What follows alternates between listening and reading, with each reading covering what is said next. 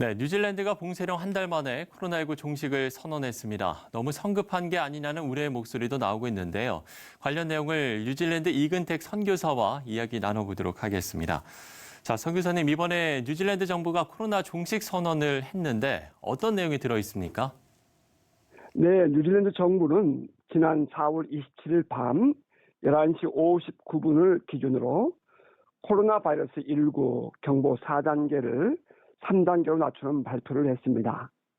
이때에 애슐리 블럼필드 보건국장은 기자회견 자리에서 우리는 코로나19 제거를 이뤄냈다 라는 말을 했는데, 이 말이 전 세계 언론을 통해서 대서특필되어서 영국 일간지 가디언은 자신다 아던 총리는 코로나19와의 전쟁에서 승리했다고 밝혔다라고 기사를 썼고, 뉴욕타임즈와 데일리 텔레그래프 등도 같은 내용을 다뤘습니다.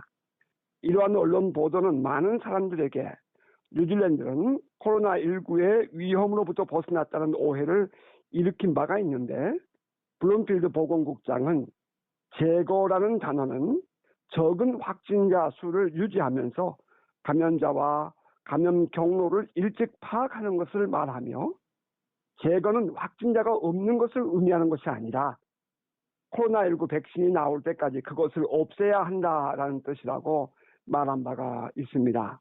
경보 3단계로 하향 조정된 후에 시민들에게는 조금은 자유로운 활동이 허락되었습니다. 일부 직장인들은 출근해서 일을 할 수 있게 되었고, 음식 배달과 테이크어웨이 같은 픽업이 가능해졌으며, 가족들과의 만남을 위한 이동과 가까운 공공장소의 산보도 2m 거리 유지하에 가능하게 되었습니다. 네, 뉴질랜드는 확진자 수에 비해서 치명률이 낮고 완치율도 높은데 이에 따른 국민들의 평가도 상당히 긍정적일 것 같은데요. 네, 전체 인구 약 500만 명의 작은 나라에서 발생한 감염률로 보아서는 결코 낮은 수준은 아닙니다. 현재까지 코로나 바이러스로 사망한 숫자는 20명이며 이는 모두 집단 감염지에서 감염된 환자들이었습니다. 이곳 시민들은 정부의 발표를 신뢰하고 그 조치를 따르는 편이며, 이제 다음 주 월요일에 발표될 다음 단계로의 하향 조정에 대해 촉각을 곤두세우고 있으며, 하지만 일부에서는 경보 2단계로의 하향 조정이 가져올 위험성을 경고하고 경보 3단계의 유지를 주장하는 사람들도 여전히 있습니다. 네, 이번 코로나19 사태를 겪으면서 교회 내부에서도 점검의 시간들을 가지셨을 텐데 어떠셨습니까? 지난 5주간 동안 주일 예배는 모두 온라인 동영상으로 이루어졌으며, 3주 전부터 매주일 저녁마다 한인 교회 지도자들이, 또 5월 첫 주부터는 매주 월요일마다 뉴질랜드 크리스천 네트워크 중심으로 온라인 기도회가 이루어지고 있습니다. 코로나 바이러스 사태가 가져온 중요한 변화라고 여겨집니다.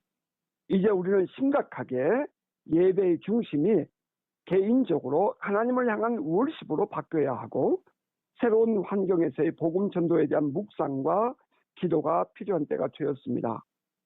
더욱 새롭게 다가오는 환경과 상황, 또 하나님의 섭리에 대한 우리들의 순응하는 방법 등은 앞으로 우리가 이루어가야 할 과제가 아닌가 생각합니다. 감사합니다.